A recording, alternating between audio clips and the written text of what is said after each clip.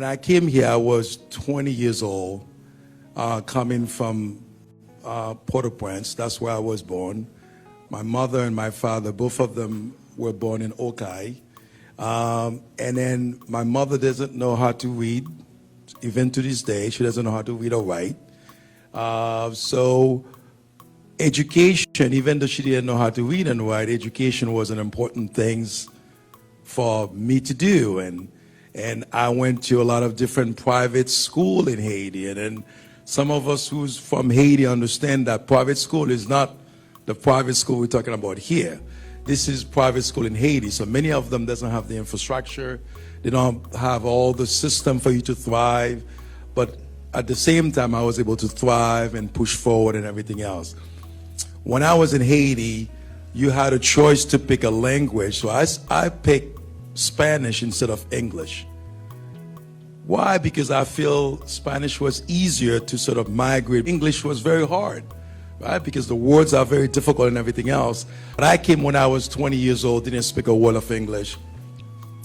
Like many immigrants that came to this country, I've done a lot of work. I was a custodian at Harvard. I like to tell people that I went to Harvard as well, just like you, my man. So I was a custodian at Harvard, cleaning bathroom. I was a cab driver. I begged. I put grocery into grocery bags and everything else. So I've done a lot of work. I've done security guard and everything else. And at some point, I realized I need to go to school here, even though I was in philosophy in Haiti. I said, let me go to school. I applied for Northeastern. Again, because I didn't have full power of the language of English language. So they put me in an immersion program at Northeastern.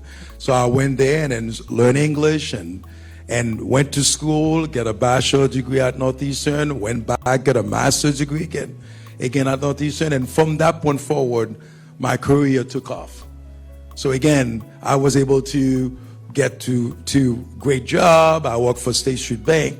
I was a regional security manager for them. I became the deputy director of security at Logan International Airport, where everybody's flying. So I became, my career became very successful. And in 2012, I decided to do my own business.